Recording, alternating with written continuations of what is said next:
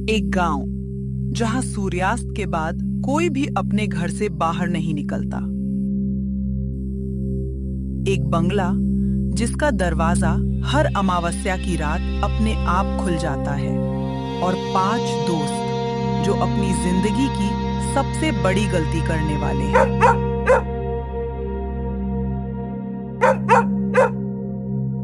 बूढ़े आदमी की चेतावनी को नजरअंदाज करके मयूर, पल्लवी, रोहन, करण और मीरा अपनी कार से आगे बढ़ते हैं।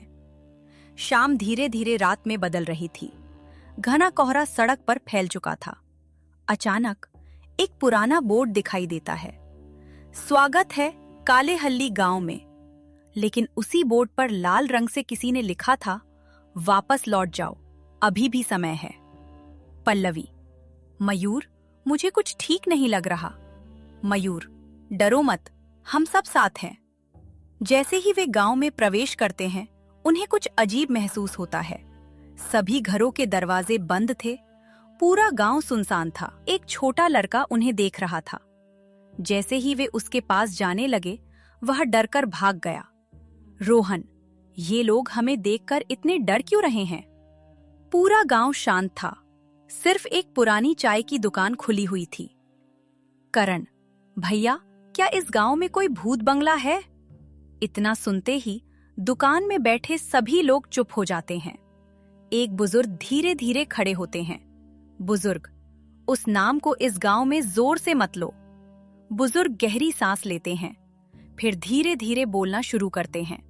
बुजुर्ग, 10 साल पहले 5 कॉलेज के लड़के इसी गांव में आए थे। वे भी उस बंगले तक पहुंचना चाहते थे। अगली सुबह उनकी कार मिल गई, लेकिन 5 लड़के कभी नहीं मिले। इतने में पूरी चाय की दुकान की बिजली चली जाती, चारों तरफ अंधेरा छा जाता है।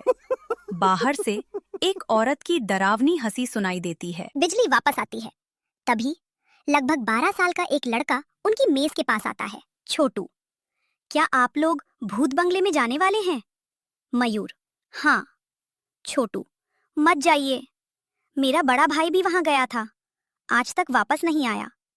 यह कहकर छोटू रोते हुए भाग जाता। सभी दोस्त गांव के पुराने अतिथि गृह में रुकते हैं। पल्लवी बाहर खड़ी होकर चांद को देख रही होती है। मयूर उसके पास आता है।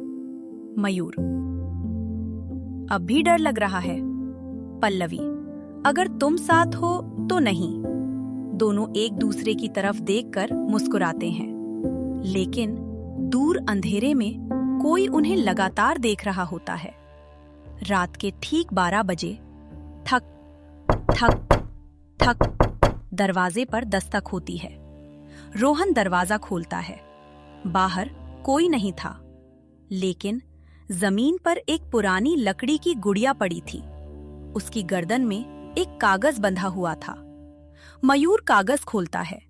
उस पर लिखा था, कल बंगले में आना, मैं तुम्हारा इंतजार कर रहा हूं। अचानक गुड़िया का सिर अपने आप धीरे धीरे घूमने लगता है। मीरा जोर से चीख पड़ती है। कैमरा धीरे धीरे गुड़िया की आंखों पर जूम करता है। उसकी आंखों से काले रंग का एक आंसू टपकता है। उसी समय जंगल की तरफ से एक भयानक आवाज गूंजती है, मयूर, मैं तुम्हारा इंतजार कर रहा हूं। स्क्रीन काली हो जाती है। जारी रहेगा एपिसोड 3।